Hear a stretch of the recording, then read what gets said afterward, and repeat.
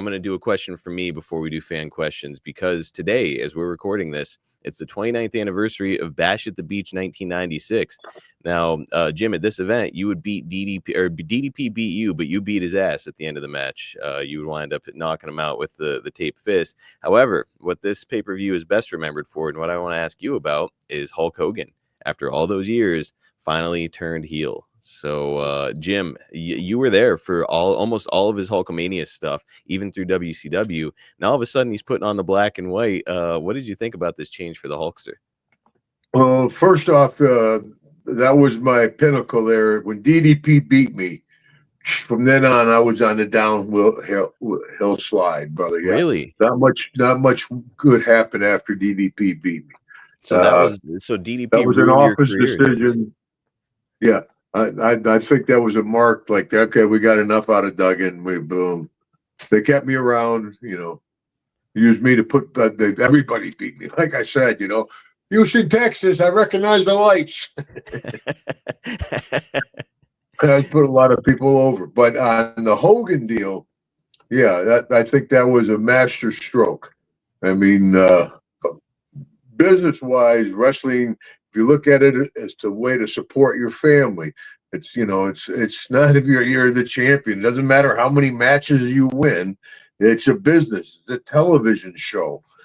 And all of a sudden, Hogan, who has been the top star up in WWF, came down to WCW, brought WCW out of, I can't think of the center stage arena where they had to cover up the seats because they were empty. You had to put black sheets over the seats, where he took it from that to where it was going big. And then all of a sudden, nWo comes in, and boom, and they're surpassing Hogan. Hogan's like, if you're ever going to jump ship, now's the time to jump ship. He's been a babyface forever. Jump ship, jump on top of the nWo, kind of pushed them under, and he took the lead. Hall and Ash were now underneath Hulkster, where they were just blossoming and would have. So I think he used them as a vehicle to move farther up in the WCW. I thought that was a master stroke, because he could see nWo was up and running. They were going strong. People loved that whole concept. Instead of fighting it, he took it over. He jumped on the ship and then became the captain. Everybody always says that Hulk is the ultimate politician. I think he's just kind of the ultimate thinker in wrestling. Like, to your point, he saw the gravy train getting ready to leave, and he's like, I can still catch it. I'll get on that.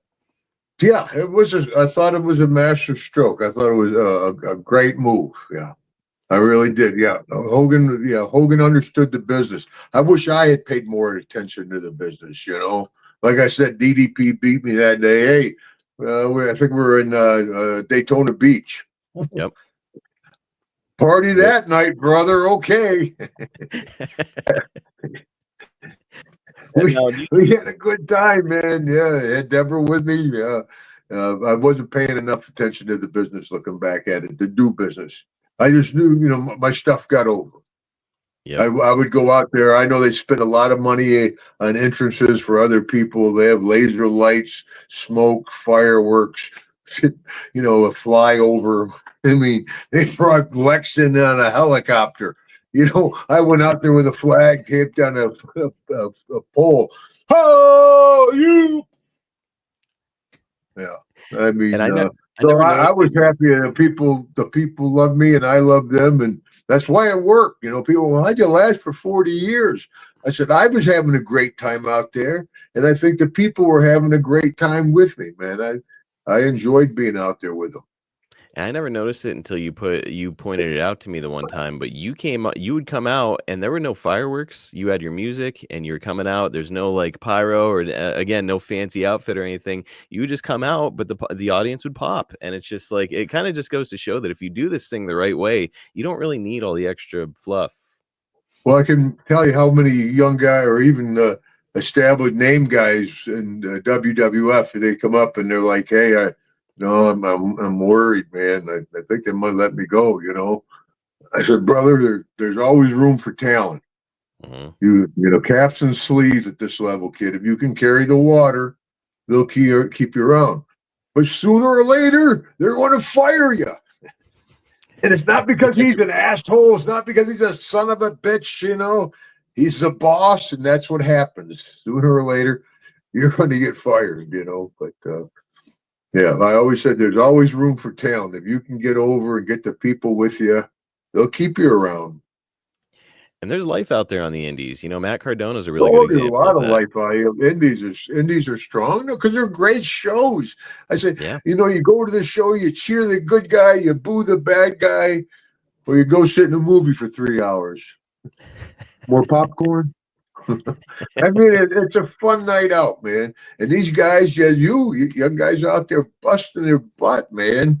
I mean, what you got a liver problem or something where somebody kicked you in the kidney or liver, right? It was my kidneys got it really bad. And most recently, Jim, I was in a match with a big guy, and he gave me a short arm clothesline. And when he did, he's a great wrestler. His name is Alex Danis. I'm not going to bury him ever. He's a really good wrestler. He messed up though. He pulled me into the short arm clothesline right in the throat. And it's the first time, Jim, that I've hit the mat, and I had to get up and get after him after he attacked my partner. It's the first time I hit the mat, and I was like, I don't want to get up right now. But of course, I forced myself back up and did what I needed to do. But oh man, it was miserable. Yeah, well, that's a miss. Like Yoko missed me and cracked my ribs there. You know, Yokozuna. He didn't want it. Yeah, you know, that was one of those. Oh, it could go either way. You know, that's why back in the day you'd have trouble in a bar and be like, "Hey, brother, not bad." It toughens you up. You're right. It really does toughen you. Yeah, Your entire body well, calluses. every night you're throwing punches, you're blocking punches, you're getting potatoed. Yeah, it's the old joke. You're always a phony wrestler until you go to court. And it's 10, 20, 30,000. It is not ballet. That was my What's welcome the line? I'm going to sue you. And I'm getting my money's worth. We're not done. Yep. I'm gonna punch every No, damn now penny back out in of the you. day, you know, shoot, back when I was running with Terry Gordy, we'd fight each other to fight. I got him. I got him. I got him. I got him. I got him. Oh man, I love wrestling. It's like no other business, and No other yeah, business. The boys are the boys, brother. I post that anywhere. I was just over there in Hamburg, Germany, outside of Hamburg. And the boys are the boys over in Germany. And when I do the indies, I always go back in the dressing room, you know, and take pictures with the guys and try to give them advice. Get golf clubs. But the boys are the boys all over the world, and no matter what generation. Now there was somebody on this list who actually asked about, and I thought of that your joke about golf clubs because it's a young guy who came on and asked. I I can't wasn't find his, joking. I can't. It's a shoot. I can't find his name though, but I'll ask his question. Sorry, brother. His question was, "Hey Jim, I'm getting into wrestling in 1 year. I think he's turning 18. So I'm getting into wrestling in 1 year. What advice would you give me?" Well, as I think I said before, chase your dreams, brother, because, you know, I saw Daniel Bryant come in, and I'm like, there's not a chance in hell this kid's going to make it. You know, all of a sudden the whole arena's going, yeah, yeah, yes, yes, yes, yeah. So you never know. Chase your dreams. But remember, you got a better chance of playing in the NBA, where there's like 300 NBA basketball players.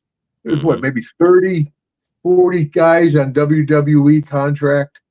I mean, you know, the odds of making it, because it's just not kids from America. You got kids from Japan, Australia, Europe. It's a very competitive, it's television. It's more competitive than sports. But I'll tell you also what I talked to you about, Mark, is everybody can pretty much work. Everybody can take a backdrop. Gimmicks would stick out. Yep. It's about what happens between the moves, not the moves. I'm Hacksaw Duggan, but I carry a 2x4. I know it doesn't make sense, but it works, tough guy. So I would hoe with you right now. I got two girls napping upstairs, but that's solid advice, Jim. So young fella, take that to heart.